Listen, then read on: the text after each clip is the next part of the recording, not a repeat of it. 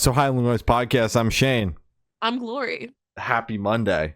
Happy fucking Monday, dude. Glory got the best news of her life 7 minutes before this started. I did. I love music. I love music so much. I'm so excited. Life is worth living. Never kill yourself. Never. Oh, that's great. Yeah, shout out that. Yeah, it is a good Monday. It is a good Monday. I got a very nice week stacked up here.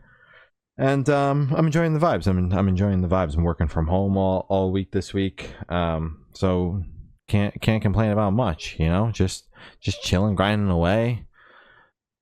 Boss makes $1, so I make a dime. That's why I shit for the entire 8 hours I'm on company time. It's a little poem you made? Yeah, I made that right now on the spot.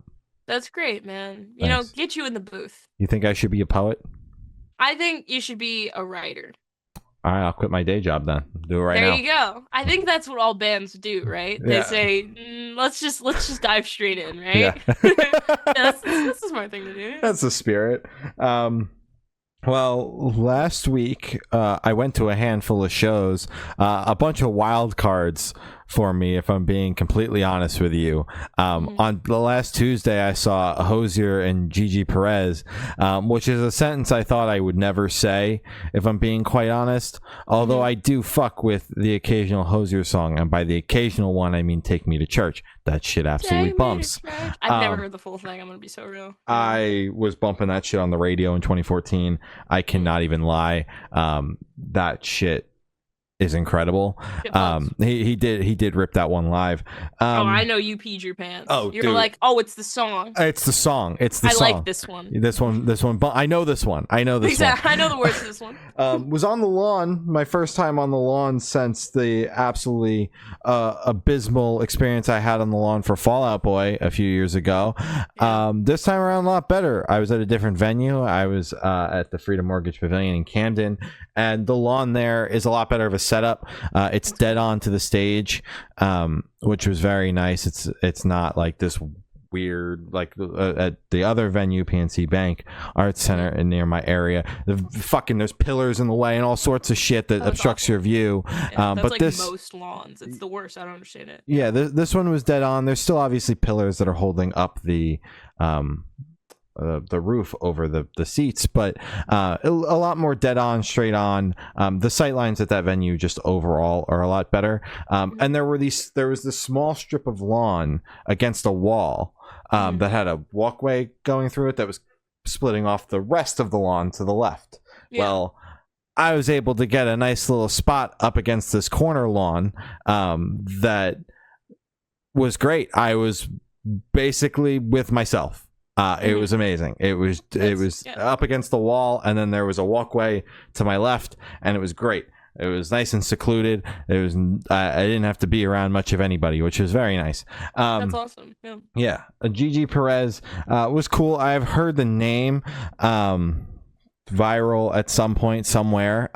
He did something. Yeah, I'm not the target demographic for that kind of music. It's very indie, so I don't know where the viral stuff happened, or I had never heard the song that had all the plays on it. If I'm being quite frank, even like the chorus of where I would maybe hear it on TikTok, haven't heard that song. So you know, she sounded good. It was a good performance. Played for about 45 minutes, which was longer than I expected her to play, honestly. Typically it's 30, but it wasn't too bad. I thought it was good. It fit the vibe for the show, so I'll give her that. And then Hozier, you know, I didn't know what to expect. I know that it's not exactly what I would normally listen to, but I do know I like the hits. I like the big songs, so I was excited going Take Me in to Church. to Take Me to Church. And I thought that he was phenomenal. I think that his songwriting is stellar. You know, the type of genre that he does, that like indie, you know, kind of indie rock, indie folk, you know, some blues inspired kind of stuff in there as well, can get very boring and stale quickly. It can kind of just morph into sounding like the same thing for a couple of hours. But I think the reason why he is so big is because each song is different and dynamic, and it stays interesting. And I think the way that he builds the songs out live with all the additional members behind him creates a whole nother layer to these songs that are already fantastic writes. So yeah, I was honestly blown away. I had people around me tell me that it was going to be mind-blowing, and I was like, yeah, whatever, it's indie music, whatever, it's gonna be fine. And then I actually left there blown away. I thought it was pretty solid, and I thoroughly enjoyed my time seeing Hozier. And then Friday saw fucking Rod Stewart and Richard Marx, and had the best time of my life. Who are those people? How? I'm sorry, I've never heard of those people. No. That's okay. Richard Marx, I get it. I hadn't heard of the fucking guy either. Rod Stewart, bro, absolute legend. What are you saying? It's like, oh, you saw your friend? Rob what? Rod Stewart. Rod Stewart. He's been doing music for about 50 years. He's 80 something. Yeah. My girlfriend and I went to this show, Rod Stewart. We also saw Hozier together, but we saw Rod Stewart together. And I was just like, you know what? Last time he's touring, because he's getting old. He's not hanging it up entirely, but he's hanging up the touring shoes. I don't know what that. Like studio shit. Yeah, I don't know what that means. I'm sure that probably means like residencies and things like that, casino residencies. Like that's where his target demographic is going to be anyway. His target demographic is older people that have money. So that's where they're going to be anyway. So that's fine. But this was like his last formal tour. This show was added on late because he was supposed to be support on Billy Joel's show that was going to be that night, but Billy Joel has had to hang it up due to health issues, so that show was canceled. So they added this show last minute, and by last minute I mean a couple months out. Wow. It's not like it was added a week before. Like, last weekend. Yeah, no. Somehow got a ticket. So yeah, it was interesting. And so they didn't have the support for the he's on tour right now. The support for the tour wasn't there for whatever reason. They weren't on this date. It's the only date they're not on. Instead he had Richard Marx show up. I know I got a music podcast. I got no fucking idea who this guy is. Not a single fucking clue. Richard Marx. With an X. Yeah, they're making this shit up. That could be my old pal from high school. Don't know, I have no fucking idea. He was fine. He played acoustic. It was a nice vibe.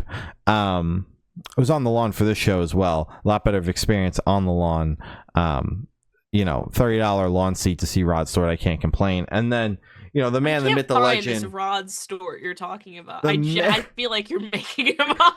The man, the myth, the legend, Rod Stewart came on stage, and I grew up listening to Rod Stewart with my grandmother. Rod Stewart? Yes, Stewart. Oh, I know Rod Stewart. I thought you were saying Stewart. I was like, who the fuck is Rod Stewart? Sorry. Okay. Rod Stewart, whatever. Doesn't matter. Rod Stewart, whatever. Man, the myth, the legend. I grew up listening to him with my grandmother. Would I ever have went to see him live if the tickets weren't $30? And my girlfriend was like, I want to go see Rod Stewart. Probably not. But I was there, and I had the best fucking time, dude. It was phenomenal. I mean, they've been doing it for so long. You would hope they know how to put on a good show, right? That's not a drag. That's fact, it's also right? just like the fact that I'm looking at an 80-some-odd-year-old man move the way that he was moving on stage, I felt that like was me at the My Chem concert. I felt like I was transported to a time in which I wasn't even a thought. Yeah. And dude, it was a trip. I had a great fucking time. Danced the night away on the lawn, and dude, what a time. Like, genuinely, if the tour is coming near you, have a fucking blast. Go have a great time. It was phenomenal. I had the best time in my life, and I was completely sober. I was fucking, dude, So good. Yeah. So Yeah. good. You were high off life. I was high off life. It was awesome. And then Saturday, I finally got to see The Warning. They had support from Speed of Light. Speed of Light was okay. A lot of the songs kind of felt samey to me. The stage presence was cool, but a lot of the songs kind of felt like they were doing the same thing. They also they don't have a ton of songs out, so they played mostly unreleased stuff, just due to the nature of the fact that they only have a handful of songs out. And I just thought that everything kind of felt samey, and outside of the stage presence, that was kind of my thoughts and feelings on it. And honestly, I just wanted The Warning to get on stage, not to be that guy, but I really just wanted to see The Warning. I was there for The Warning. I've been waiting a long time to finally see The Warning, and I had one band between me and seeing The Warning. Hurry it up, guys. Yeah, hurry it up. And then The Warning absolutely came out, and they fucking ripped that shit. They sounded phenomenal. They played like 99% of the new record. I believe they only missed one song. They played a handful of tracks off of the previous record, ERRA, which I'm very glad we decided to do that discography dive, because I didn't have to prep at all. I knew all those songs right out the gate. And it was so good. They have such great stage presence, and I was blown away. Glad I finally got to hear that record for the most part live, minus that one song. And then today they announced a live concert movie that will be in theaters in August, and you best believe on the big screen is crazy. I will be there. Yeah, I texted Gloria. I'm like, The Warning on a big screen is crazy, and I'm gonna be there. They got a bunch of showings near me. I'm picking a date and I'm fucking going. You and the lady. Yep, you're goddamn right. We are going. It's gonna be a great time. Waterparks announced a tour today with the craziest support lineup I've ever seen. Glory's upset because Heart Attack Man is not on the Virginia date. You're upset too, because you don't have fucking Jacker shit too. Listen, Who do you bro, have? I got Waterparks in my state of New Jersey. My mom is gonna go with me because she's wanted to see Waterparks since we met them, and we saw them do a little acoustic set. She hasn't got to see them play proper, and it's gonna be a great fucking time. It's a week after my birthday. Oh, pop punk band. Yeah, exactly. Yeah. And then Austin like shunned both of you for the rest. He's so. I love him. He's such a diva. Such a diva. That's the only way to describe him. I love him. Yeah, and it's a week after my birthday. Chloe Morando is that. I didn't say that right. You tried. Moriando, that was a little closer. Is the support on the northeast leg, the east coast leg. But there's support from so many bands. I don't know, but they found me. Heart Attack Man. West Coast, Play My Tees, which is absolutely wild, and Foxy Shazam. That's all strewn about various different markets. It's Foxy Shazam? Yeah. I missed that. You were so hung up on Heart Attack Man, that's why. Because like that lineup is I haven't seen Waterparks yet. In my 7 years, maybe more, of listening to whenever fucking Peach Lobotomy came out. Haven't seen them. If I was able to fucking see them with Heart Attack Man,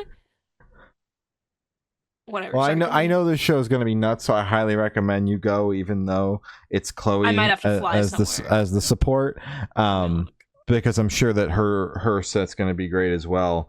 But yeah, I'm very excited. Waterparks in New Jersey. Waterparks back at Starland. Last time they were at Starland was with, I don't know how, but they found me. I tried to get my mom to go. She told me no, because I was that young where I had to ask my mom to take me to the show still. Now I said, Mom, they're back at Starland, you want to go? And she's like, hell yeah. So it's gonna be a great time. I'm very excited about that. That was the major touring news today. Well, if I go to Colorado, you're nuts. That's what I think you are. I don't think they like black people in Utah, so I'm gonna just stick to Colorado probably. I think it's really the safe bet. I'm not going to Ohio. That's Heart Attack Man state though. Fuck, man, I can't do this. From afar, I'll support them. Yeah. I just think you should go to the Norva and have a grand old time seeing Waterparks.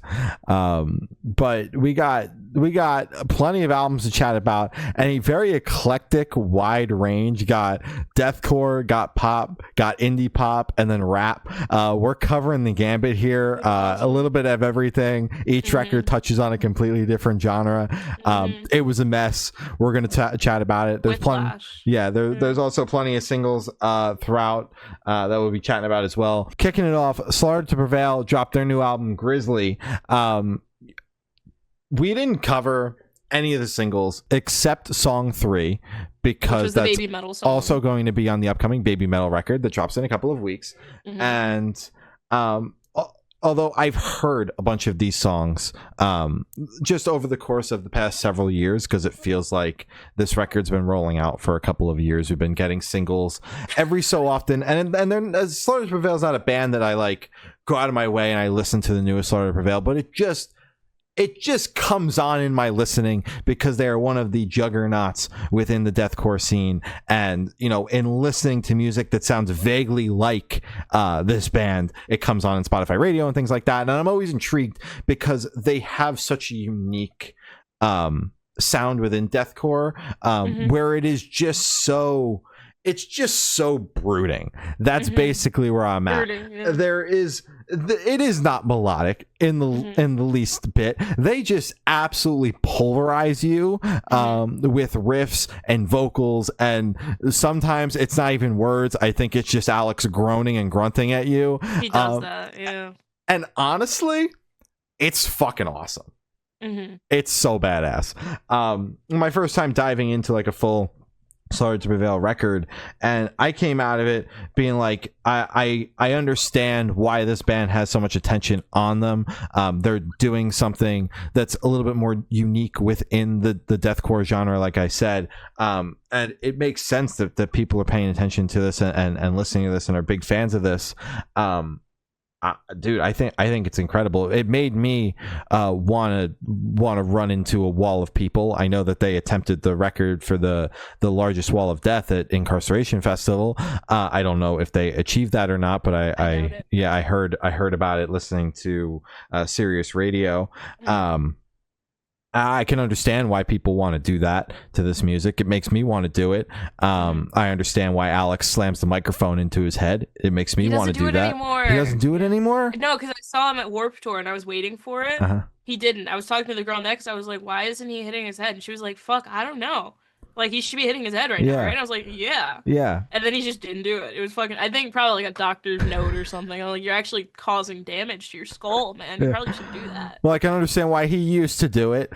It fucked. It fucked.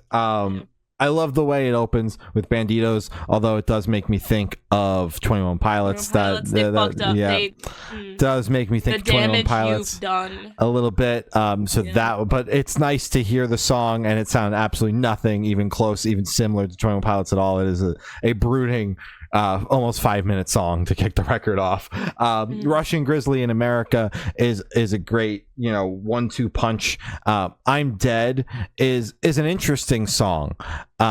It's honestly not one of my favorites on the record. I thought with the Ronnie Radke feature it was going to be higher up there, but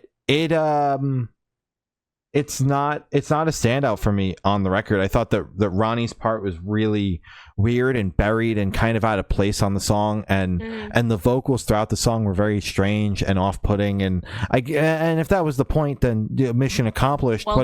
But it just kind of felt like a really strange, out of place, and kind of missed opportunity, considering the song that Alex Terrible did with Falling in Reverse, and Ronnie Ronald is a perfect display of exactly what Alex does vocally on that song, and honestly the entire band, because that part of the song gets absolutely insane. I'm sorry. I so disagree. I think that song, I'm sorry to interrupt. I think that song was possibly the worst example of Slaughter to Prevail, because the production, it didn't fit in, it was just Alex kind of screaming. It felt so buried in the mix. It didn't really platform him enough, and it felt like it sped by so quickly. Sorry. Fair enough. To each their own. That's why we have opinions on here. They're not fact. I'm so sorry. No, you're good. I came in way too hard for that. I didn't. Wow, you have quite the opinion on Ronald by falling in reverse. I did. I have quite the opinion on Ronald. I have quite. But I guess in the grand scheme of things, when comparing the two songs, this is just, I feel like this execution is just completely failed across the board. I think that Ronnie could have been utilized in a different way. And honestly, I'm just not impressed by the song at all. Song 3 with Baby Metal, I feel like that's a very nice collaboration. These two bands together make no sense at all, but then you put them together, and Baby Metal always has the ability to have their sound kind of work with whatever they're working with, and this is a prime example because this Slaughter to Prevail is so heavy. I like the way the record closes with Conflict, Kid of Darkness, and 1984. I think it wraps up very nicely. It's obviously heavy and absolute batshit as you would expect from it, and it ties the record together very nicely. I also like Lift That Shit because it makes me want to lift shit, pick shit up and put shit down. And that's kind of the vibe I get from this record. It's just pick shit up and put shit down. It's so heavy. It's everything I wanted from Slaughter to Prevail and more. A long time coming, and it absolutely melts my face off, and that's exactly what I wanted from this band. It's not, like I said, not the least bit melodic, and that's typically what I want from anything heavier than my metalcore kind of things. When we get into deathcore and death metal, that's when I'm like, I want it to be melodic. I want there to be something that I can follow. But Slaughter to Prevail does their deathcore in such a way that even though it is just pure chaos and there is no chorus to go find and follow, it's there, but good luck. The songs are still interesting and dynamic enough that it creates for a very unique listening experience, and that is why I still like this record and this band, even though it's not what I would typically gravitate towards on this side of the heavier spectrum. Before I start, I just want to say I'm not saying any of this shit just to piss you off. You're gonna tell me you didn't like it. No, I enjoyed it because I was a big fan of Slaughter to Prevail for maybe a year, was when I was really into them. It was just their album, their last full length, 2019, I think it was Kostlum. I was never able to pronounce it. It's just, it has them on the front, just fucking looking, posted up, looking badass as hell. Loved that record. Probably streamed all the songs maybe 50 to 100 times each. It was for whatever reason that it just clicked for me, and I was like, I get deathcore now. I understand it. I can't get into any other deathcore bands. I think it's just the mixture of Russian with just deathcore. I feel like they also have something just silly going on with the drums, and I really like the tuning of the guitars and kind of how prickly and how sharp they sound. They really pierce through just instrumentals. So I say, I don't know why it really clicked. I'm naming all the reasons why. To me, as you said, and I completely agree, they're doing something different in deathcore. They just have a different vibe that's going on. I think that this record is good. Is it their best work? Maybe I'm hung up on the 2019 record. I don't think it's... for right now, in this very moment, I still prefer Custom. I think that it's a good record. The first half is heavy as shit. I don't know. It has kind of that hurricane type feel that their last record had throughout the entire thing, where it's just kind of you get swept up in it, and it's just you get lost in kind of the tornado of Alex kind of grunting and screaming and shit in your ear, and you don't understand what the fuck's happening, and then all the instrumentals kind of sweeping you up, and it just kind of turns into just this big mess of just heavy music that you're still able to follow. What I really like about Slaughter to Prevail as well is that it's they don't have choruses that are really melodic, and they don't have the big sing-songy moments where it's and now everybody sing. They don't have that. no, far from it. But what they do have is they have very, in my opinion, melodic core of their instrumentals, and that's another thing that I was able to latch onto, and that's another thing that I think adds on to they just have a different sound going on. They have a different thing going on.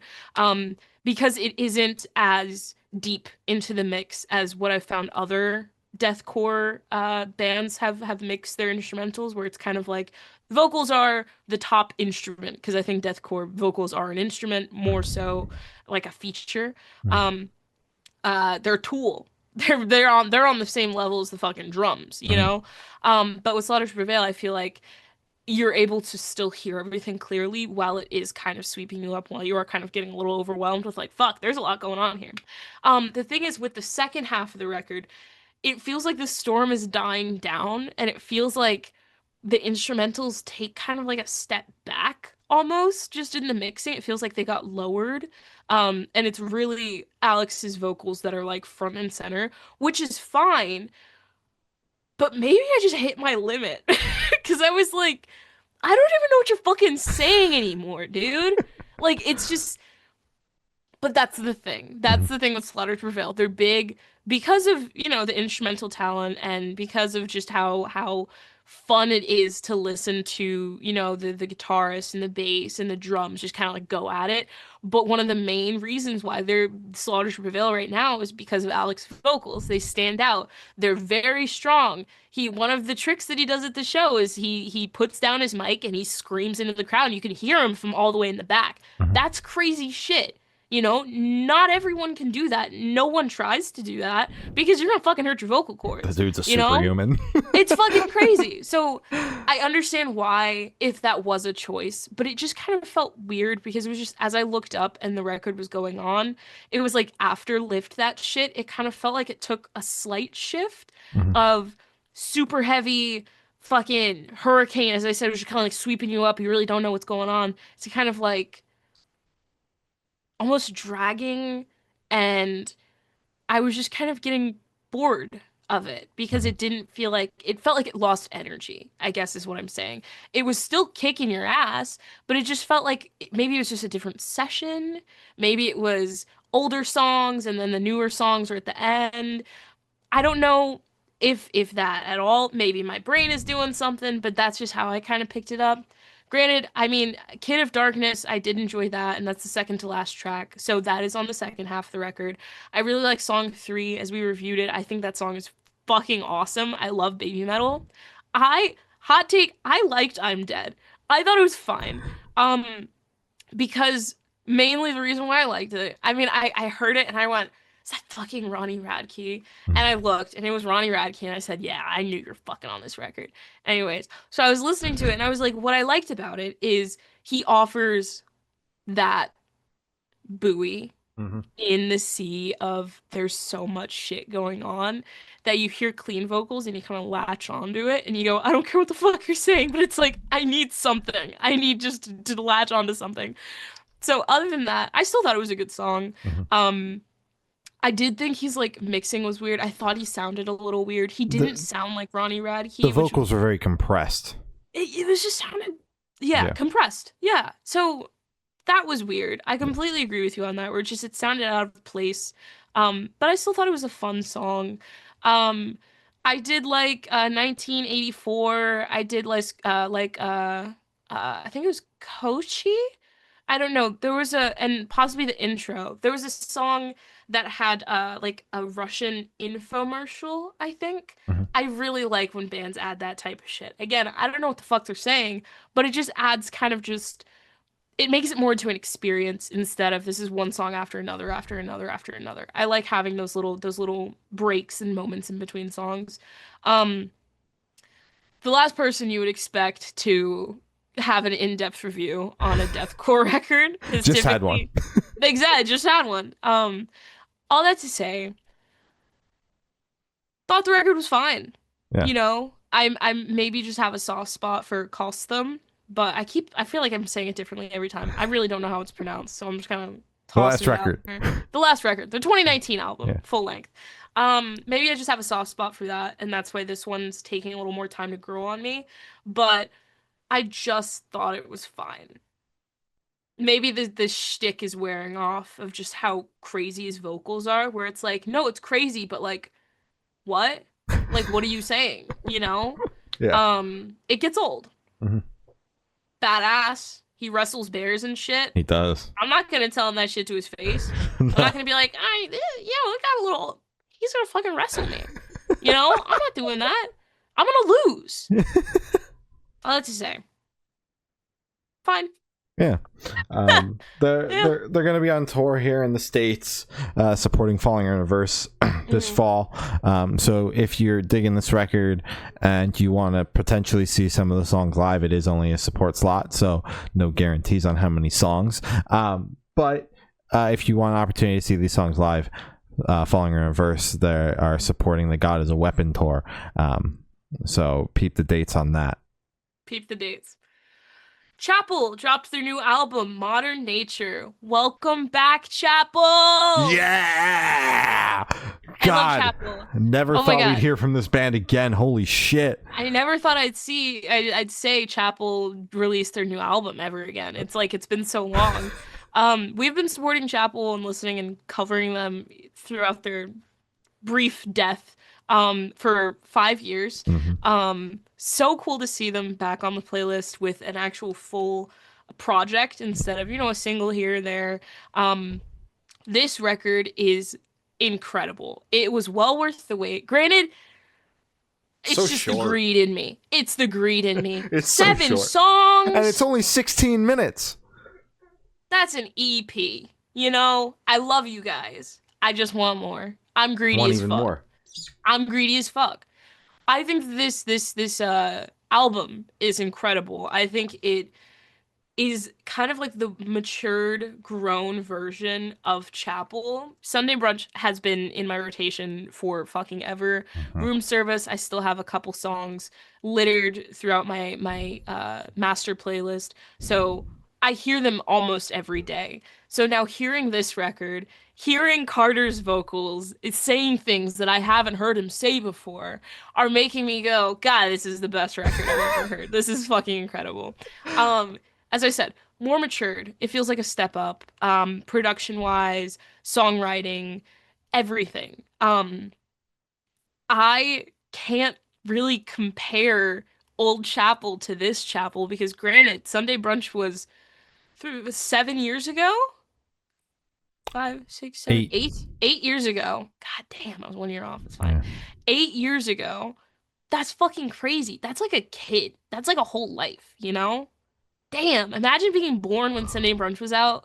Damn, that's like something that happened for sure, like 100%, probably a couple thousand, million probably, I don't know how imagine birth being rates work. alive in the same lifetime as Sunday Brunch by Chapel.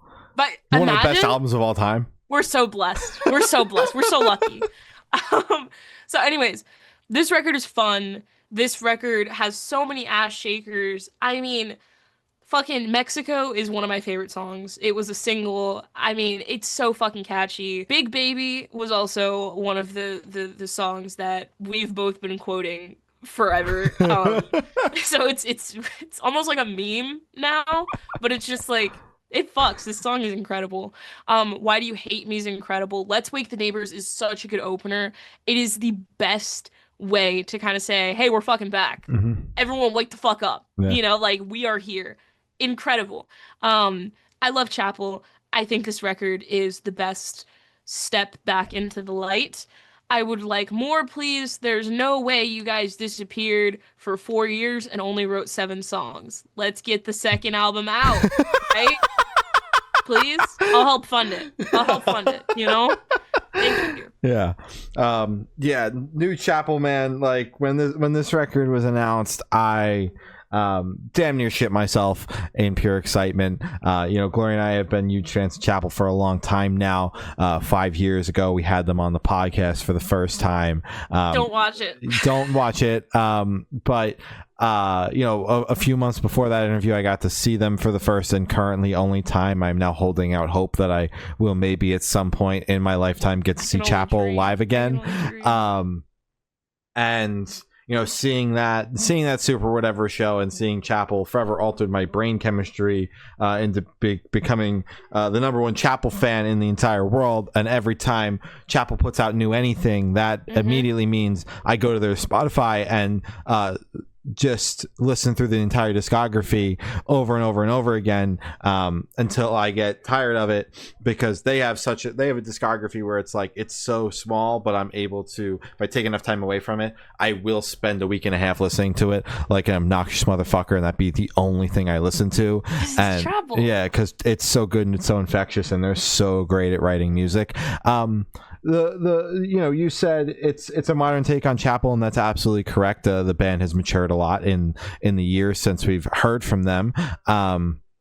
And I think that was like kind of the shell shock initially with me. Like the first time I heard this record, it's kind of like, no, this isn't Chapel, because this isn't what I expected the next thing from Chapel to sound like. I know we had gotten that single a few years ago, Some Nights, but it was a single and I was expecting more, so I didn't spend a ton of time with it. And that was kind of like, it makes sense. It was the beginnings of what we got with this record, and seeing where that shift is going to be. And it's not a massive shift by any stretch of the word, but it's still Chapel. Yes, it's still at its core Chapel, but the older stuff, the Sunday Brunch and Room Service, kind of fit in one box, and the singles that came out alongside that, all the standalones and the beginnings of an album rollout that we never got, and all that all fit kind of in this one Chapel box pre-hiatus. And then we've got the post-hiatus. We talk about that was so fucking funny. We talk about that Chapel record we never got all the time. I mean, what could have been, It's Gloria like, and I looked back at the interview we did with Carter around Room Service, and the question we asked him about the record that never came out, Gloria was like, brutal. We asked that? It was brutal. It was like, so what the fuck happened to that album? Will we ever get it, or are you just gonna fucking throw it away? What? It was like insane, like fucking finger pointing, like pulling up receipts and shit. Yeah, you said in the first interview we did we were gonna get a record. Now we're getting an EP. Where is it? Where is it? What happened to the other songs? They fucking died? Jesus. So that pre-hiatus, we'll say, is kind of one portion. Now, like, a few years after all that stuff, we got the post-hiatus, and maybe the band didn't technically go on a hiatus in their, internally, although they took some time away. But spoiler alert, we did chat with Carter and talk about this record, and it will be out in due time. But they were working for a long time behind the scenes on this. It's not like they took several years away from each other and then came back to this. But in the public eye, a hiatus. We're just going to say it for the sake of simplicity. Sure. In the public eye, a hiatus. Everything post hiatus is a little bit more mature, and I think that was initially like my like initial jolt with the record, because I remember saying to you when the first time I heard the record, I was like, yeah, I don't know about this, and you were feeling a similar type of way where you're like, yeah, I don't know if this punches the same way that the previous Chapel had. Yeah. And it took a couple of listens, and it's because it's not exactly what I was expecting Chapel to sound like, because like I said, it's not that every Chapel song sounded the same, because it doesn't, but there was this overarching vibe and feeling to the music that was encapsulated in that pre-hiatus era. And in this post-hiatus era, it is a different type of vibe that I'm getting from the music that is not the vibe that I was expecting based on everything that I heard previously. It took a long time for me to come to that conclusion as to why I feel that way, but that's why I felt that way about the record. Glory, I can tell you're jonesing to say something. Let me toss something your way. Toss it. Salad, toss it to me. Nostalgia. That could be young. It. that's exactly nostalgia could be it, but I also just think that there was this overarching vibe, because the songs were a little bit younger. The band was younger then. Now the band, now they're old. Like I said to Carter, like I say to Carter every time, they're old. He's an old motherfucker. The band is old. I can't get away from calling Carter from Chapel old. Carter, I'm so sorry for listening to this. Like I can't help myself. It just happens. It just never rolls. Coming back. But all that to say, it took a second listen to the record for me to be like, okay, this is what Chapel sounds like now. And I absolutely fucking love this album. I absolutely love this. We Are So Back. Chapel is back. Never kill yourself. Never kill yourself. This band is phenomenal. And there are 7 songs on this record. There are 7 bangers on this record. There is not a single skip on this album. There's not a single song that is like a slow acoustic song that needs to be skipped. There is none of that shit. There are 7 ass-shaking bops on this album that absolutely fuck. I was gonna name favorites, but I would name the entire track list, which is Let's Wake the Neighbors, Googly Eyes, Big Baby, Mexico, Dirty House. Shout out Dirty House especially. Why Do You Hate Me? And 24 Hours. God damn, what a phenomenal record. I love this fucking band. If you can't tell, Gloria and I are massive fans of this band. We are. I could sit here and discography dive the band right now, but it would take up the next 3 hours of our time. And I could do it without listening. I haven't listened to those things in a minute. It's been a couple of months, and this record's phenomenal. It's the modern take on Chapel, and I'm so here for it. This band is absolutely phenomenal. And I hope that it does not take another 3, 4, 5 years for us to get the next thing from Chapel. I've been commenting on all their stuff. Don't go away.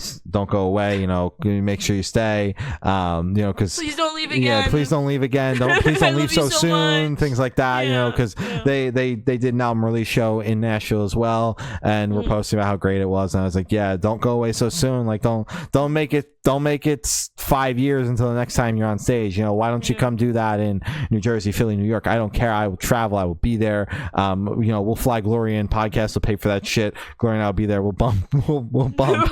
Wait, with what podcast? Dude, we'll find it. We'll find it. I don't know. Couple ad reads, This record's phenomenal. Chapel's so back. We love this band. We could sit here and talk about this band forever. Just take our word for it. This record's phenomenal. I don't care what genre of music you like. Listen to this shit. I agree. Hell yeah. Zac Farro dropped his new record, Operator. Obviously, Zac Farro from Paramore. It's his first time dropping solo music under his own name. Previously, he did it under a moniker, which was Half Noise. And now he's doing it just his name, straight up solo, attaching his name to it, which is interesting. Now this is really my first time diving into something that Zac Farro has done on his own. I knew about Half Noise, but did not listen to anything over on that sector. But I'm really digging what he's doing here. I can see the influence that he has in Paramore while listening through this record. There's a lot of hints of the past couple of Paramore records kind of littered throughout this album. And I think that's really interesting and fascinating. And obviously he does his own things on the record as well, but he's an integral part to that band. He's been there. He's been there, and he's definitely an integral part to the band. So there are obviously going to be portions of songs and just things on this record that are going to be reminiscent of previous works of the band. And there's no exception since the band kind of changed their genre. Those records reflect on this record in certain portions, those albums being After Laughter and This Is Why. I really like the title track. I like the way that this opens with Operator. I think it really sets the tone for the album, and really grabs your attention, because I had zero idea what to expect going into this album. It could have been a fucking folk record. It could have been a rap album. It could have been a heavy metal record. Like, I didn't know what we were getting into. I was like, Zac Farro from Paramore probably isn't going to make something that's offensive to the ears because he's in Paramore. And we're going to give this one a shot. And Operator was the first taste, and I thought that it comes out swinging. It's a big ass song, and makes a lot of sense as the opening track. Second Chance to follow that up is really solid. I Need You to Close Things Off is a really great closing track. It does kind of feel like the record starts really high and then kind of descends the further into the record you go, which is not my least favorite way to listen to a record. Like, if you're going to have a bunch of songs that that kind of fit into this slower vibe. I'd rather you go kind of in descending order with it and kind of take me on a journey that's the record gets progressively slower. So I think that I like the way that it's track listed versus trying to take me on a roller coaster of emotions all over the place. It's just littered with great songwriting, which is exactly what I expected, no matter what Zac attempted to do with a newly rebranded fully solo project, just his name, whatever he decided to do. I knew it was going to be good because the guy writes good songs, but this exceeded my expectations. I really think it's solid. So going into this record, I wasn't hesitant. I was just kind of like, okay, Paramore, you know how to write a song. You know music a little bit. You would at assume least. he's been doing it a long time. You'd hope so, right? Yeah. So going into this, I was like, it has to be good. I don't think it's gonna be folk. Only sometimes they pull that on you. You never know. It's a solo project. It's a side project. Sometimes it is to get away. It could be to get away from the genre of music that they're making with their current project. Yeah, and it's always like folk. Yeah. It's always or folk. country. It's like, why isn't anyone doing like like an EDM? Or like project? If you're in a pop band, why don't you make metal music? I mean, we got Spencer from Under Oath. He just made a pop record. He's in a metalcore band. Like that's dope. More of that. That's dope. Yeah, exactly. So stop making fucking folk. Okay. Sorry. Shadow folk to a point, I guess. So going into this record, I was kind of aware of like, okay, I'm hoping and praying it's gonna be kind of like pop rock. So it was indie pop, which is awesome. Typically I'm not the biggest fan of indie pop. I mean, I feel like we spoke about this like 2 episodes ago when the Callum Hood release happened alongside the Slow Tide record. The Under Oath, Spencer from Under Oath, when those 2 albums came out, because they were both indie pop, leaning more towards indie than pop, but just kind of like that little hybrid. I'm very surprised that this record, I liked it as much as I enjoyed it. Damn, fucking word salad. Did you hear that shit? Yeah, I did. Liked it as much as you enjoyed it. I don't like that. That was bad. Anyways, moving on from that completely. I loved how it opened. Operator is an incredible opener. It is high energy, it's poppy, it's groovy. Such a fun opener. I feel like I completely agree where it's the first half is definitely on the poppier side and then the second half goes more into the indie side. But what I like, and this is what I say about these types of records, if you're going to do 2 different types of genres, you should have little hints and bits and pieces of that second genre that you're going to switch to in the other one, so it's like cross-referenced. So it's still cohesive, but still separate. He does that because he knows music. He does. He writes tunes for a living. It's like his job or something. It's crazy. So, the progression of the record, I think, is very natural. I think it is fucking beautiful. I think how it's produced, it is just such a fun listen. The first half, as I mentioned with the opener, Operator, it's so groovy, it's poppy, it's upbeat. It got my attention immediately, and I was shocked because, again, I kind of went in with like no expectations and I wonder what this is going to be. I just went in completely blind, which I hope everyone does. I hope don't go into this thing it's going to be fucking Paramore, because it's not. It's not folk either, so, you can lower your guard. It's okay. Incredible record. My personal favorite is Operator. I also really like Sunday Driving and I Need You. Those 3 songs, which is 1 from the top and then 2 from the B-side. Incredible songwriting. Fucks. Yeah. Heavy. I really enjoyed this more than I thought I would. Me too. Oh yeah. Tyler, the Creator, surprise dropped a new album, Don't Tap the Glass. I'm gonna let you get your words out and then I'm gonna word vomit everywhere. Oh, that's good. Yeah, Glory. Well, I actually texted Glory about this over the weekend. You did. You told me about it. And I went, what do you mean?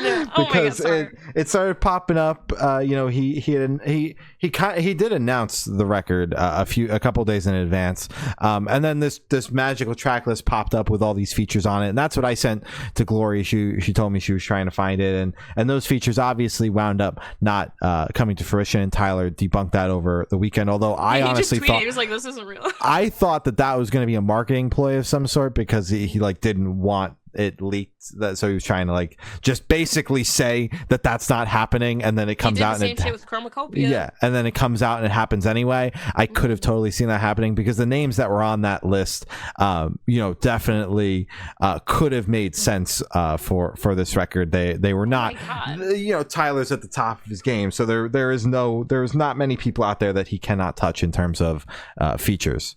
Also, just looking back at the feature list, it does just feel like a Tyler, the Creator fan's like wet dream. So I can see the fan making it where it's like, put Kendrick Lamar and Earl Sweatshirt and Brent Faiyaz, where it's like... But I could also totally see that as a fan service record at the top of his career. I could see that too, but also he doesn't care about his fans.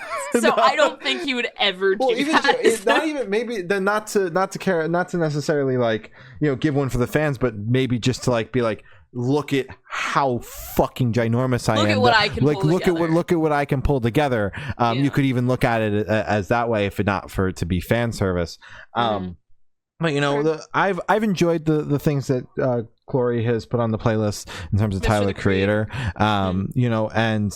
We've chatted about the past couple of records, and there's always something on there that I can enjoy, but it's not something I would ever necessarily come back to. And I think part of that is the genre being not something I listen to on the regular, but also there is this sense of world building in the Tyler the Creator world that I'm coming in late on, obviously, as as someone that just Glory was like, here you go, listen to the 2021 record. Yeah, fucking metalcore. Glory was like, here you go, listen to Call Me If You Get Lost, and good luck. And I was like, yeah, this record's good, but I am lost, so can I please call somebody? Where's the number? Which number do I call?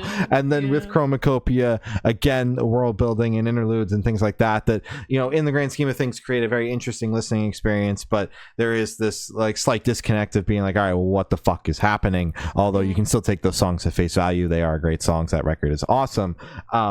This album, though, he just comes out and it's 30 minutes. There is no bullshit. There is no world building. There's no bullshit. There's no interludes. There's no world build. There is absolutely nothing. There is 30 minutes of here you go. Here's just straight fire. And dude, this shit is awesome. This shit is awesome. I did not expect to come on here and be like, this shit is absolutely awesome, and I might actually listen to this in my free time. I just expected to kind of give my typical Tyler Creator review, which is I respect what he does. Here's the songs I like, and he's one of the best at what he does, and kind of leave it at that, which is typically how I feel. He's the best at what he does. Yeah. I'm just gonna put it out. He is the best rapper doing it right now. Yeah. I don't give a fuck. Kendrick Lamar is cool. Fucking Wheezy is cool. Lil Wayne is cool. Fucking Drake is fine. Tyler's the most consistent, best rapper there is right now. Lyrically, world building, sonically, like he. But what I like about this record is, yes, it's just 30 minutes of straight up here you go fuck you with a side to go fuck yourself, basically is this record. But I like the vibes on it because it's very early 2000s vibes, both in the rap, and I'm also getting hints of early 2000s pop influence in the record, which I really dig, because I dig that era of pop music, and I also dig that era of rap music. Like if I'm going to listen to rap, that's what I'm going to go for, is the early 2000s stuff, because I just the ludicrous. Yes, I really dig that era of just pop culture in general, and everything that was kind of going on. That was my time growing up. So like the pinnacle song for me that kind of showcases all of those different things is Sucker Free, which is when I texted Gloria and I was like, this is unbelievable. My mind is absolutely blown. I don't know what the fuck is happening to me right now, but I am enjoying this way more than I thought I was going to. But yeah, that's the main thing for me, is the early 2000s vibes littered throughout the record is the main thing I'm picking up on. Not to mention, it's just like I said, 30 minutes of basically just balls to the wall, just straight up, no bullshit, getting right down to it. And there's no slow moments to slow anything down. It's just 30 minutes of just in your face. Tyler's just there. There's no features. There's no nothing. It's just him. And I like that a lot about the record. But for me, it's the 2000s vibes, the early 2000s vibes that are the icing on the cake with this record. I enjoyed this a lot more than I thought I was going to. And shit rocks. Look at that. You kind of outdid me. Look at that. So that's freaking me out a little bit. You let me go first, man. What can I say? Damn, is this gonna be on your album of the year list? Real talk. Probably not. No. Okay, damn it, we're so close. The next one. You keep warming up. Gloria, there's bands that I really, really like that started album cycles this week. Fall could be nuts. yeah, it's gonna be a little cray cray. Tyler, the Creator. I mean, he's one of my favorite artists. He is my favorite artist of all time. Thankfully discovered. Thankfully, like, I was fucking saved. I found him, fall of 2019. No, but I think he's absolutely incredible. I think he is way past what everyone else is doing right now sonically. I think he has literally done almost everything he can in rap, and now he's moving on to something else because it's like, this is just a fun record for him. This was just a dance record, and that was the point of it. He was like, I don't see people dancing anymore. Dance. This is your dance record. Not gonna lie, this shit made me move. Like, it is such a bouncy, fun, all of the beats. It is just such a fun, enjoyable record that really does make you want to move. You don't get that much anymore. No. That shit, especially in rap and hip hop, the circle that he's moving in now, you don't get that much anymore, because that was that early 2000s. It's a lot of like, now it's like, how hype can you be? Hey, dude, like how crazy? It's just a lot of jumping now, you know? Where this one, it just makes you want to groove a little bit. And I fuck with it. I love it. So I think how it opens with Big Poe. Okay. I'm not doing track by track. I'm not gonna do that with this record. I'm breaking the cycle.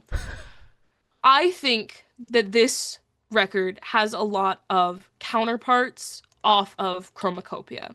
I can see that this one song, again, I'm gonna need more time to actually be able to name, because I've only listened to this record twice. So it's like, I love it, and I know I love it. Dropped this morning. I dropped at 6 a.m. I listened to it at like 5 p.m. Fuck, dude. So, there is a song on here that is eerily similar. It has like the same vibe to Darling I off of Chromacopia. Big Poe really reminds me of Ratatata. He references Ratatata, which is the opener off of Chromacopia, a couple times on this record. There's a point in one of the songs where it feels like he has the same flow as his cover / what is it? It's a remix of Hey Now Say Now, which is what he did. That guy is the remix that he did of the Kendrick Lamar song.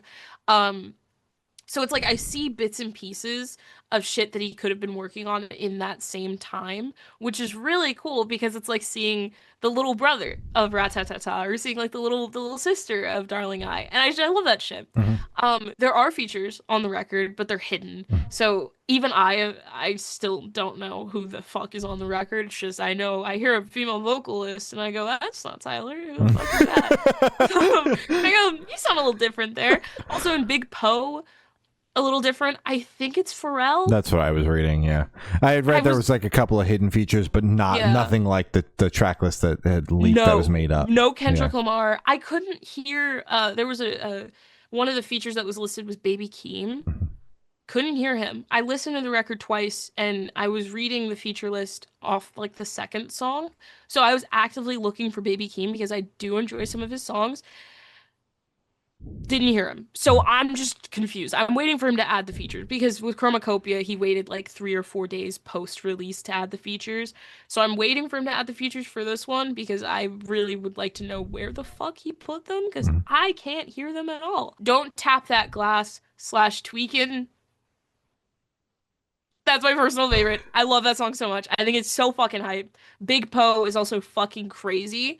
That's he's just talking shit on that one, and it makes me so happy. Sucka Free is I hear Daft Punk in it, and I also kind of hear those little Daft Punk little like auto-tune effects in a couple of the other tracks, which is really cool. So I completely get the early 2000s vibe that you were picking up. But I heard it when you said when we were freaking out in the chat and you were listening to the album before me. And you said, "Oh my God, this song is fucking crazy." I listened to it. I was like, "Oh, because it sounds like Daft Punk." Like, "Oh, because you're hearing your robots." Okay, cool.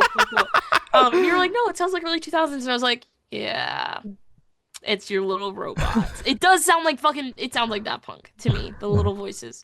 It does still. I'll still give it to you. I think it's great. I think towards the end of the record, it definitely does, like lyrically, it pulls back a bit. Even just him delivering anything kind of pulls back a bit, and it does turn into more of just a dance record where where the lyrics are minimal, which I think is really cool. It gives his instrumentals time to shine, which I think he's so good at crafting instrumentals. I think it is consistent throughout his entire discography. I think every single song is just sorry, I'm dick riding. Dude, he's my favorite like artist ever.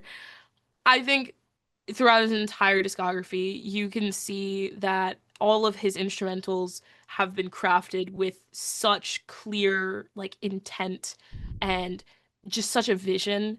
And I think having moments like on the tail end of this record where kind of the lyrics pull back and he just kind of lets the instrumental speak for itself is very important. So people are able to go, damn, you know? Yeah. He needed a damn moment. And I think he got it with this record. I think he got a lot of attention with it as well because it's like everyone's like, what the fuck? Tyler's dropping again? Great. Great record. I liked it. Agreed. Hell yeah. Black Veil Brides dropped their new single Hallelujah. This kicks off the Andy has been now talking about this elusive new record that they're still putting the finishing touches on, but he said that this is kind of formally kicking off this rollout. Bleeders is going to be on the album as well. This is all stuff that he said in interviews and things like that. Bleeders is on the B-side of the single as well. I love that song, so I'm excited for it to be on whatever this next album is going to be. This is on the heavy side for Black Veil Brides. Honestly, this is in your face, and I'm here for it. I think it's dope. Black Veil Brides can either be really fucking dope or can be cringy and and snooze fest and kind of make me think that I should have left this band when I was 15. But this song and the rollout that we've gotten so far, because Bleeders is up there as one of my favorite Black Veil Bride songs. Honestly, this song and like I said, this entire rollout for this new record is got me very excited because I did not like the last full length that we got. I liked the EP that we got after that.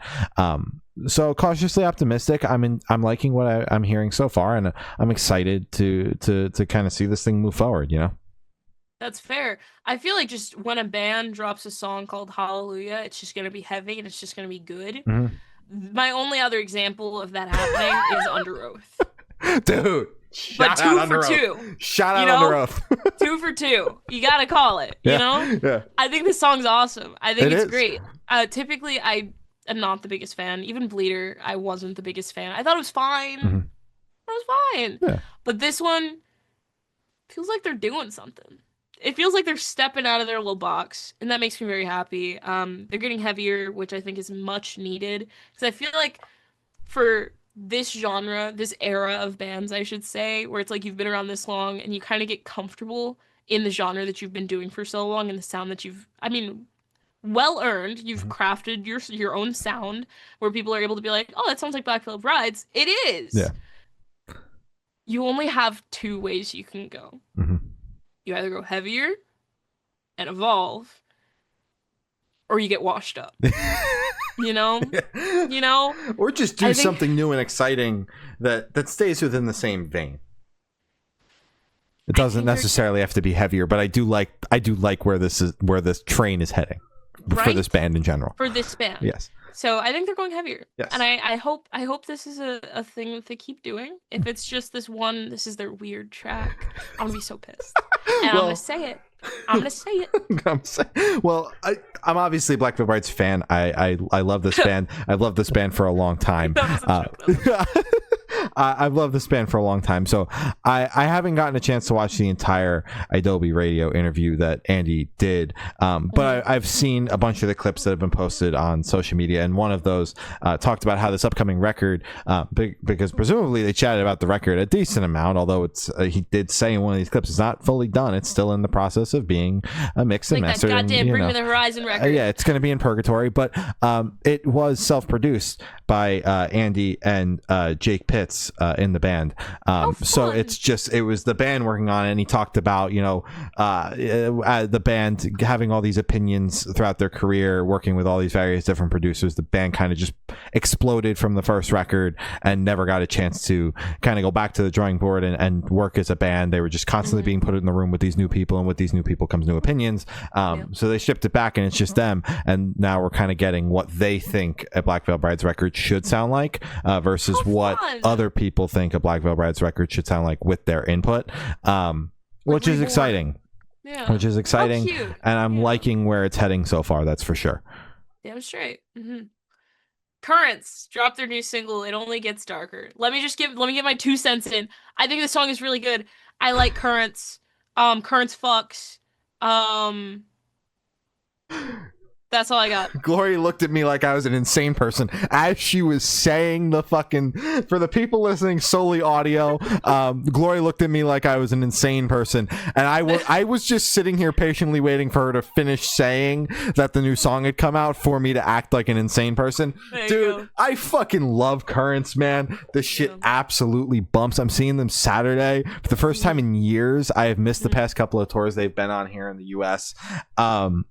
I love this fucking band. Start of a new album cycle. I know that I had read like on Reddit and things like that during the Liquid Metal premiere for this song, it was mentioned that an album is going to be coming out at the tail end of the year, which I am very excited for. Oh my god. Huge. Got album of the year contender written all over it. Already. Put that at the top of my, we'll do the review right now, and I'll just talk about the Currents. I haven't heard it. I could just say it was fucking phenomenal. It made me feel things I didn't know I could feel, and there you go. That's why it's my number one. How beautiful is that? How beautiful. I love music. Never kill yourself. Never kill yourself. I love this band. The band continues to level up with each new album cycle, and they just continue to get stronger, and I love that. This is a step up from what we heard on The Death We Seek, and I'm just, dude, I am so... Death We Seek fucked, though. Dude, it does fuck. Let's talk about it. And even the way it ends, and the records before that, the entire discography fucks. Flawless discography, in my opinion. But I am very, very excited for this new era. I'm excited to hopefully hear this song live on Saturday, amongst all the other songs I haven't heard live in a minute. And man, New Currents it's always a great day when there's New Currents music. Waterparks dropped their new single, Red Guitar. You can, if you say this sucks, we're gonna have a problem. That's what I thought, Glory. I didn't like it. It's okay. It's catchy, right? Mm-hmm. I'll give him that. It feels lazy. It feels lazy. I love Waterparks. Mm-hmm. This wall has Waterparks. This wall has Waterparks. This doesn't, because I haven't seen them live. Mm-hmm. They're all around me. Mm-hmm. I can't do anything in here without Austin Knight fucking staring me down, So it's just like, hearing this, it just felt lazy, and it was just kind of like the little talking part, it felt cringy, and it just felt so like 5 steps back, like something they would have done like super early on. Mm-hmm. That's my take. I think it's fine. I think it's catchy because it's Waterparks. They're always gonna make something catchy. So even their bad is still decent, you know? Most bands Like good. I didn't like Reboot, Mhm. but I still know all the lyrics because it still kind of fucks. Mhm. You know? I didn't like what's another one? There was something on the Red album I didn't like. Something on there. Decent Hated chunk of it. No, Well, I'm saying for me, no. Glory. Oh, for you. I was like, don't put There's that a lot on of me, Ricky bubblegum Bobby. pop on that record. It's so good though. It's so good. Fuck about it. Oh, Yeah. Hated it. Yeah. Hated Good it. God. But I still know all the lyrics. Me too, unfortunately. Because I bought the CD single. dude, you have like 50 variants of. Oh no, that's Greatest Hits. That's Greatest Hits. Greatest Hits can go fuck itself. That record, except Snow Globe, I can't think of anything else on there. Can go fuck itself. No. That record, I don't consider in their discography. I forget about it. I try not to think about it when I do remember it. Fuck Greatest Hits. Am I saying the right one? Sorry, yeah. No. Shout out Intellectual Property though. Love you. Shout out Fandom. Love you. Greatest Hits can go fuck itself. It's a bold statement. Well, anyways, this song was fine. It's just I thought it was lazy and beneath them. I think they could do so much better. I think his skill set is so much wider than what was demonstrated on this song. I think his songwriting skills are so good that this song felt beneath him. It felt like a throwaway song. You know, it's like when you've seen what he's done before and you compare it to this song, you can't compare. Like you it's weird, you know? That's it. Austin Knight, I love you so much. I think you could do like so much better because I think you're an incredible artist. That's it. Well, I thoroughly enjoyed the song. I have been thoroughly enjoying this song. Was splitting my time with it. You know, one 4 minutes spent with Currents. The next 2.5 minutes spent with Waterparks. This was how I spent my Friday morning between the hours of 12 and 1 a.m. Quite the interesting combination and whiplash, but highly, highly recommend if you're so intrigued as to what that feels like. Yeah, I think the song is solid. You know, Waterparks and Gang knows how to write a fucking chorus. And Gang, there are only two other people. And Gang. Say their name. Waterparks and Gang, Austin, Otto, and Jeff. They know how to write a chorus. That is for goddamn sure. And that is what the song has got. One of the catchiest choruses that this band has had in a minute. I'm going to be completely honest with you. It is in my head right now. Like that's why I'm like, even their bad is still fine. It's been in my head all weekend, if I'm being completely honest with you. I really have been digging this a lot, and you know, I just think it's really interesting and fun and cool and mainly just fun. I am remaining cautiously optimistic. Like we said earlier in the podcast, they announced a tour. With a tour usually comes a record. We know this.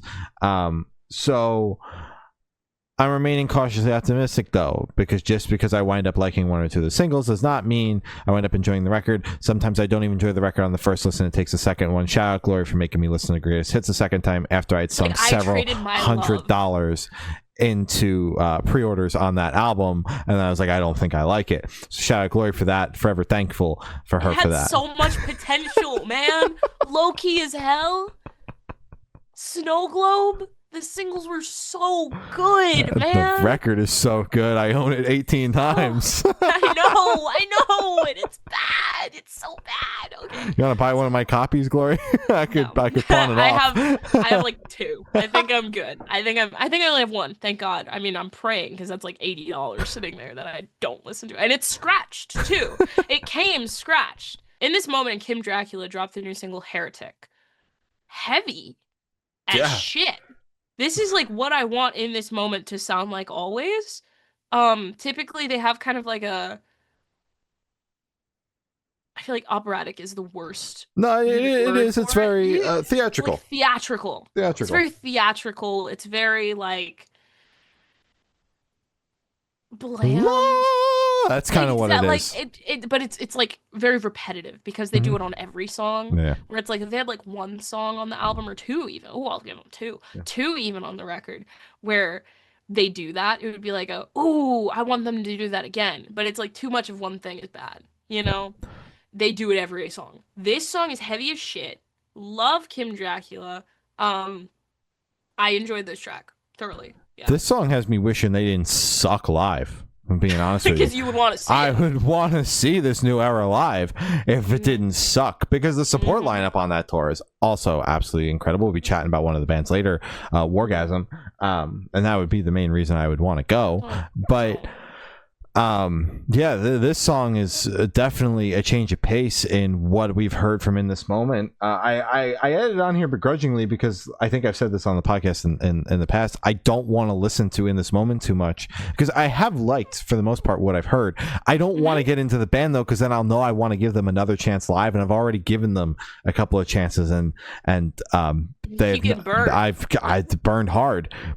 They suck like live. Third degree. Third degree. Yeah. Shit, yes, you know? yeah. I'm the ambulance shows up. I'm wheeled to the hospital after I watched him live. I'm burned so hard by this band.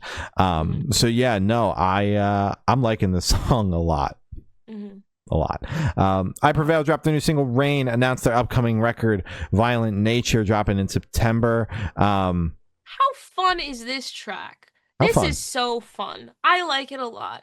It's heavy, but it's not. There's something in it that makes me go. That literally, when it finished, I literally said out loud, I was like, "How fun was that?" I don't know what's happening to me. I don't know what made me have that reaction, but how fun is this song?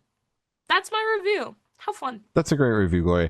I think that this song's a nice middle ground between the two singles we've gotten off this record so far, which is Violent Nature, which is just a band showcasing that Eric is an absolute powerhouse. Thank you for doing your job. Yeah, you're welcome. Is Eric just showcasing that Eric is an absolute powerhouse. You know, Brian's no longer in the band, and this is what the band could potentially look like. And then Into Hell, which is essentially a ballad in a sense. It is a driving ballad. It is not a super slow song, but it is a completely clean song in terms of vocals.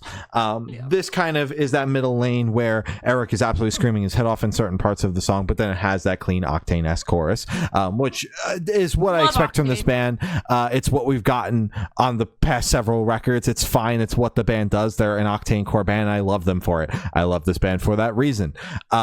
But this is kind of the middle lane of the two extremes that we've gotten so far off the record, and I'm excited to hear what the rest of this record sounds like. And remaining optimistic. That's where I'm at. I'm excited to see them on Wednesday.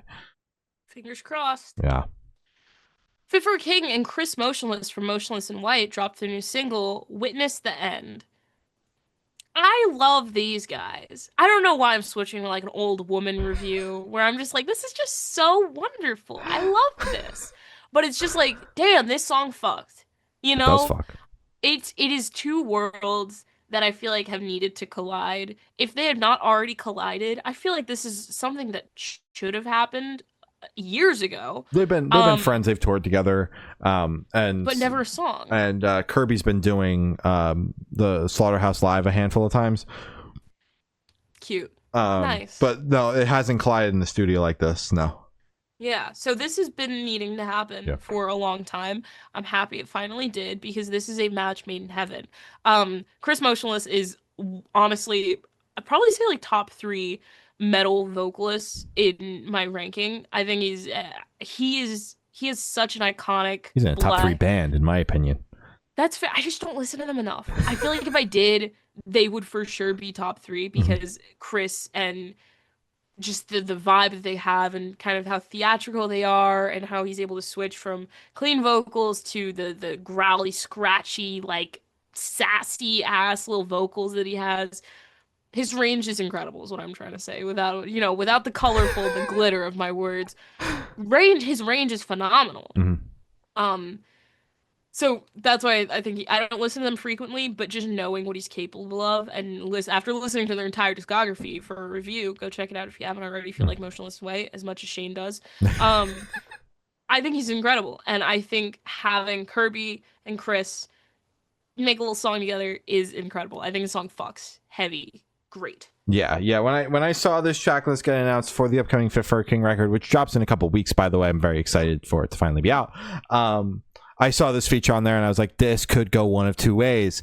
This could be one of the best songs on the album, or this could be Slaughterhouse 2 and be the worst song on the record.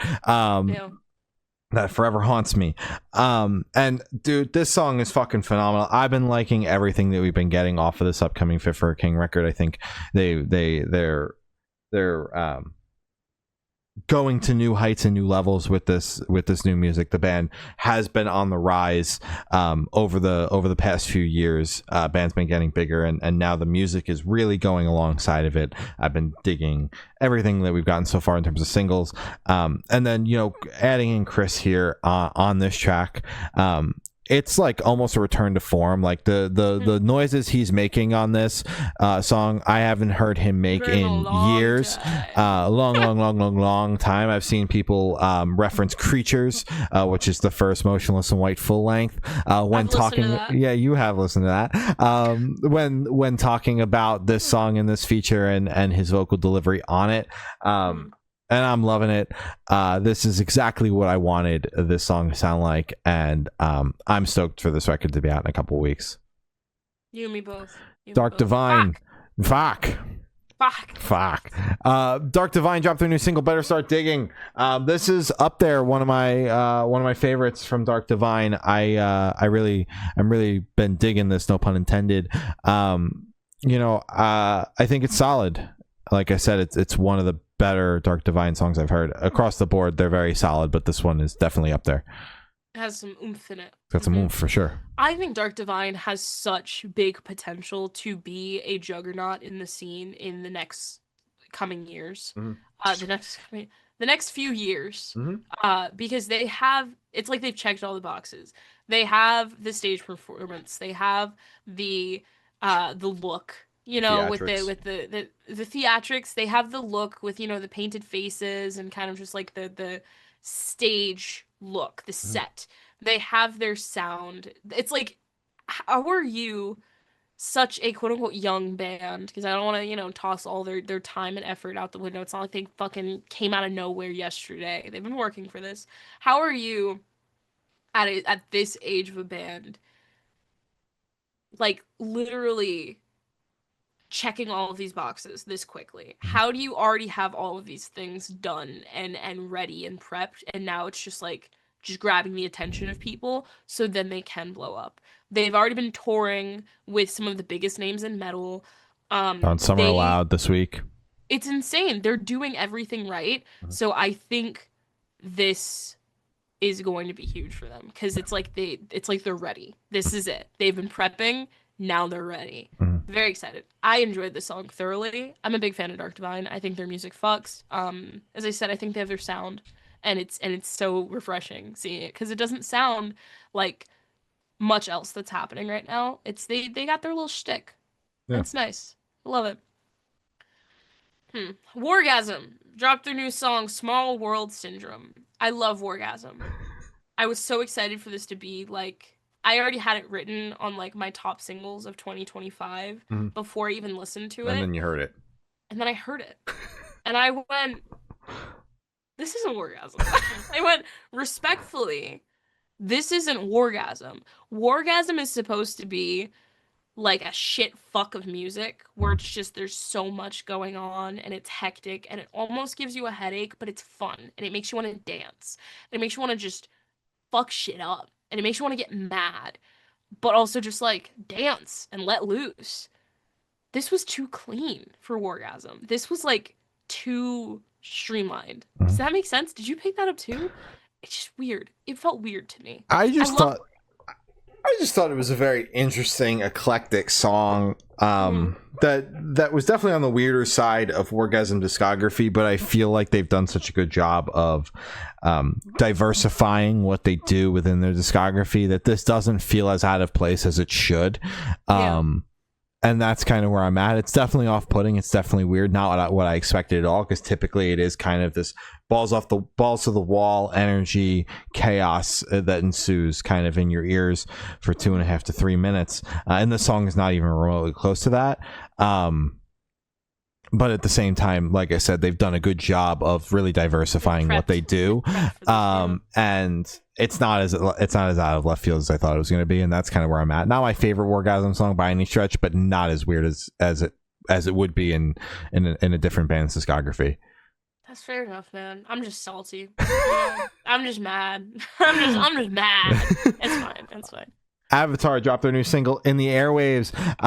I'm really digging this new Avatar song. The previous one was interesting, Captain Goat. Although, again, like I just said about Wargasm, Avatar's a band that has diversified their discography, and they can absolutely do that, and that makes more sense than it doesn't make sense, honestly, for a song like that. But this is a little bit more of like middle of the lane song for radio rock type song that's got the chorus on it. It's not super weird. It's got the Avatar vibe to it for sure, because everything Avatar does is still like a little weird and off-putting, and that's what I like about the band. But it's a little bit more for the mass. It's a little bit more digestible, which I appreciate about the song. That's what I ultimately liked about Dance Devil Dance, was the more mass appeal of the record in its entirety. There were a lot more moments on there that were easy to grab onto. Definitely still some moments throughout that record that are very, very fucking weird. But there were plenty of those moments that were for a wider audience that allowed me the opportunity to get into the band and get into that record and really get into that record. That was one of my favorite records of that year, 2023. So, I'm hoping for the same with this upcoming, whatever it may be, presumably album cycle of some sort. But I'm digging this song for sure. This song was so palatable, like for the general audience, that I didn't even know it was Avatar. It was a safe bet.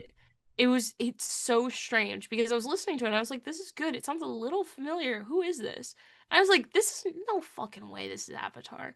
Like, it sounds like a completely different artist. And that's what's so fun about them, is that they could do whatever the fuck they want and pull it off, because they're just so cool, because they are that band.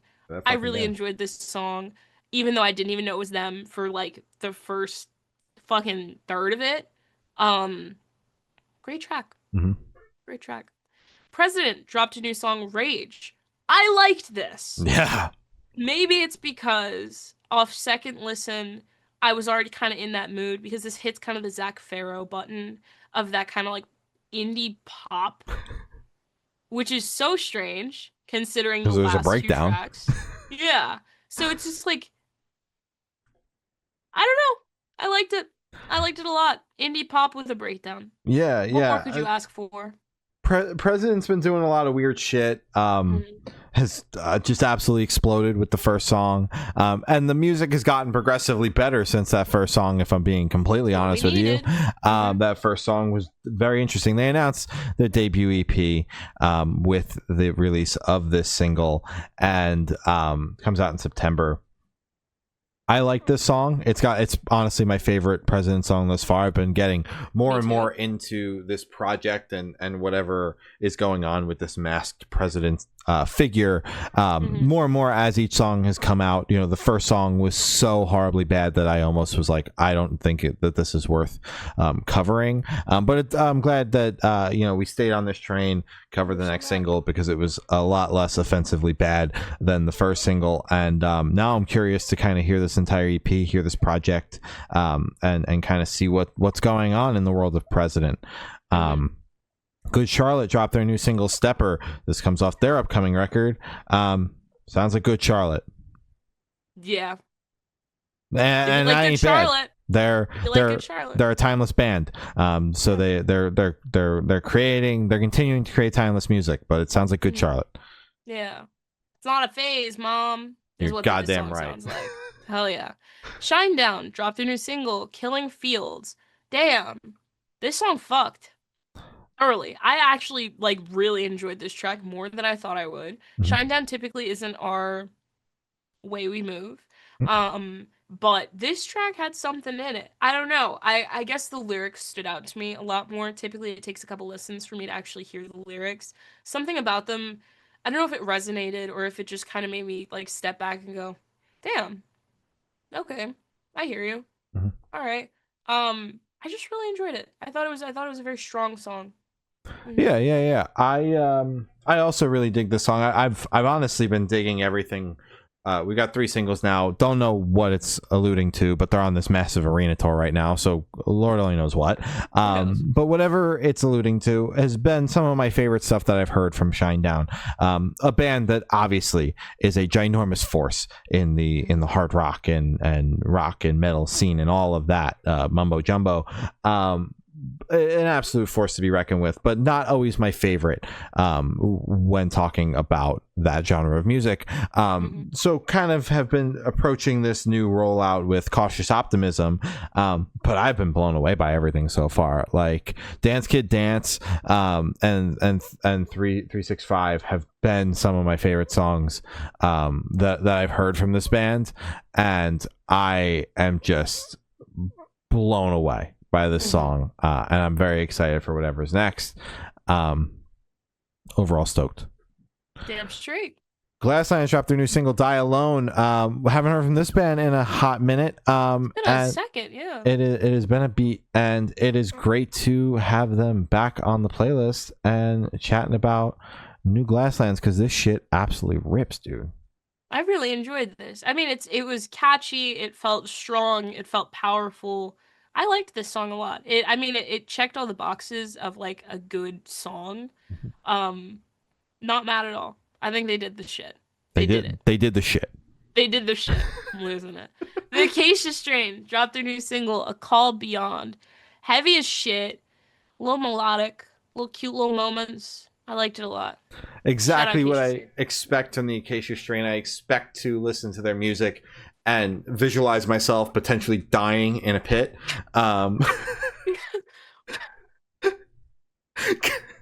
And that's what I got from this song. That's what I get from the Acacia Strain normally. Mission accomplished, that's for sure. Hell yeah, dude. They announced their upcoming record comes out in October. You could visualize yourself dying in a pit for the next 30 minutes if you listen to the new Acacia Strain record in October. What a sales pitch. There you go. They should hire me for their marketing. I'm sold. Yeah. Song absolutely rips. The Holywatr dropped their new single, Give Me a Show. Glory had me listen to this band for the first time ever with their last single. I dumped my GF at Coachella. Yeah, and I looked at her and I was like, what the actual fuck did you just show me? I said, I don't know what that was. Promise this band's heavier. I was like, I fucking hope so, because they're opening for Architects and I'm seeing them next month. Happy to report Glory was right. She didn't lie to me. Band is significantly heavier than the last song. I don't know what that was. This song fucking rips. Yeah, no. This might be my favorite Holywatr song ever. It is theatrical. It is fucking beautiful. It's eerie. It's heavy as shit. I love this band so much. They are like the alternative scene's like best kept secret. Even though they're opening up for Architects, so maybe they're not that secret. I just need them to be bigger because there's so much potential. They could be one of the biggest bands in the fucking scene. I think they're so dope. Great band. Hell yeah. Damn. Oxymorrons dropped their new single, Black Sheep. Shout out Oxymorrons, man. Shout out. They always make like the most like intricate, fun, like metalcore songs. This shit is so much fun. I love Oxymorrons. I love their last record. It did so many different genres so well. And I think this song is awesome. It's fucking dope. Just listen to it. Just fucking listen to it. It hits that WARGASM like note for me. This is what I want from WARGASM always. They didn't do it. Oxymorrons delivered. Well, thank you guys. It's the chaos both in the instrumentals and then the dual vocalists that this band also has, that WARGASM has. But I can see that comparison for sure. I always like what Oxymorrons does. This song is no exception. Last record was absolutely mind blowing, and this song kind of continues that train. I expected to see some sort of semblance of new music because they're going out on the second leg of that Sleep Theory headline. to support their record Afterglow. So I was expecting new music at some point in the year because they just finished up the first leg. Now we're going into the next leg. This song absolutely fucking rocks, and I'm excited for more Oxymorrons for show. ERRA dropped their new single Echo Sonata. The second single in 2 weeks, an interesting way to roll out what is presumably maybe a double single. We don't know if this is the beginning of an album cycle. This is all we know. There were 2 songs announced. They were a week apart. Interesting, sure. But I understand it from a marketing perspective. I'm not going to explain all that music business mumbo jumbo because we're an hour and 35 minutes into this, but it makes sense from a marketing perspective. I think this song is really cool. I did prefer the first single, to be quite frank. I thought Gore of Being was one of the best ERRA songs I've heard. I do like the band in its entirety, although they're a band I've never once went out of my way to see live, and I've seen them 6. It's probably, I think it's going to be 7 times next month with Architects. And I do like the song as well, but I do really like the first single, Gore of Being. I'm just stoked, man, to see them yet again. Because you gotta. Because they're gonna be there and they're playing in between the 2 bands. This is like the most ERRA song I've ever heard. It hits all the notes and does everything you expect them to do in their music. It's very technical, very fun to pick apart and listen to, like, in different ways. Like, this time I'm going to listen to the guitars. This time I'm going to listen to the vocals. This time it's just, they're one of those bands where you could listen to it like 5 different ways and it will kind of appear as like 5 different songs because everyone's doing their own thing. It comes together so beautifully and it's just fun. Mm-hmm. It's so fun. I liked this song a lot. Yeah, hell yeah.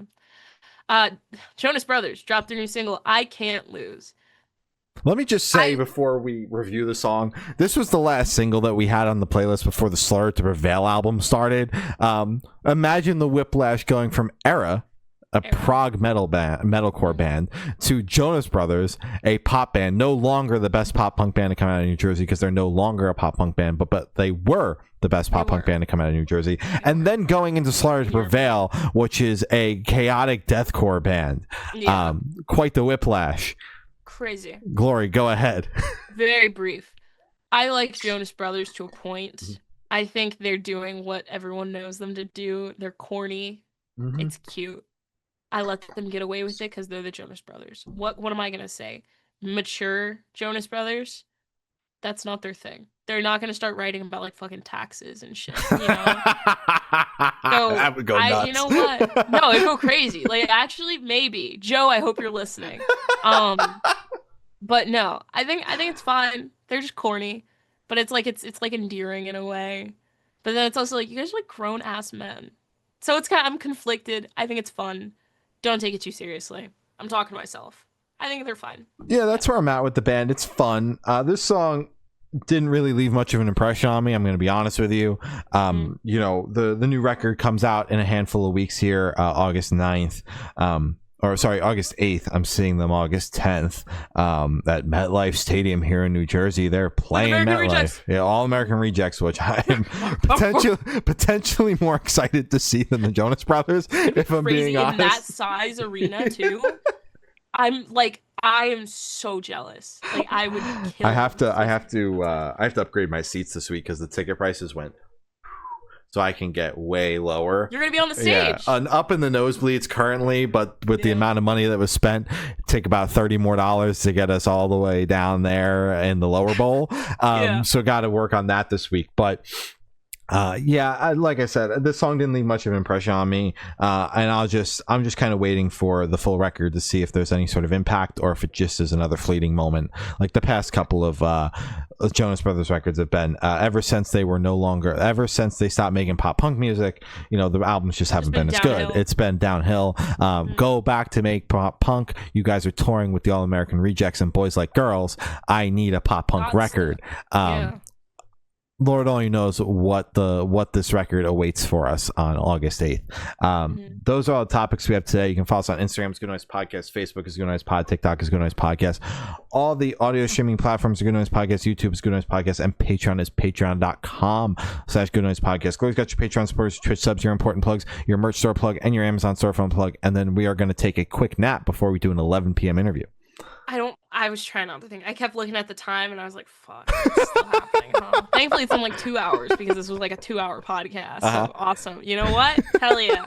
What the hell? Sure. Thank you to our Patreon supporters, Matt from Pulses, Pop Punk Apologist, Infamous D-Bub, Tyson from Heal the Hurt, and Eric. And thank you to our Twitch sub, Matt again from Pulses. Check out our merch. It is goodnoisepodcast.create. Fuck, I'm doing this so backwards. Thank you to our Patreon and Twitch. Thank you, everybody. Thank you, guys. I'm sorry I'm scrambled. I'm already tired, and I still have to stay up for 2, possibly 3 hours after this. I go to bed at 8 o'clock every night. Thank you. Check out our merch. It is goodnoisepodcast.creative-spring.com. Don't have socks. We got hats. We don't have hats. We have hoodies. We do have hats, though. We have the ball cap with the logo on it. Yeah. We have hats. Still no socks, though. Got to get on that, Still Corey. no socks. No. No. Check out our... Fuck, what do I do after that? Amazon storefront? Merch. Amazon storefront. Amazon storefront. Support us. You could get... Don't get my camera. Don't Lily told me she has 3 lights on her. I have 3 lights on me. I have one right here. Here, you can see it. I have one right there. I have one right here. Right there, and then my main light. Don't get my camera. All I have is a third monitor displaying on me with an open Google page. Man, the things I do for this podcast, man, my eyes are gonna be burnt out by like 25, bro. Get my mic. My mic fucks. I think it's good. When I'm talking into it. I was gonna say, it would be even better if it was in frame in front of you. Wouldn't it be nice? Yeah. It'd be so cool, right? Oh my god, she's so much louder, guys. You don't have to crank the gain up in post now. You think I do that? We don't have the budget for that. We don't have the budget for that. I can't pay you for that. So yeah, do that. Thank you. Important plugs. Black Lives Matter. Stop Asian hate. Free Palestine. Fuck ICE. Be a decent person. Support people when you can. Make sure to take time to take care of yourself. Rest up. Take naps. Working till you drop does not get you any extra awards. It just burns you out faster. That is my plug. It's very inspirational. Thank you. Well, on that note, that's all we have. I have been Shane. I've been Glory. And we've been the Good Noise Podcast. See you next week. Bye. Bye.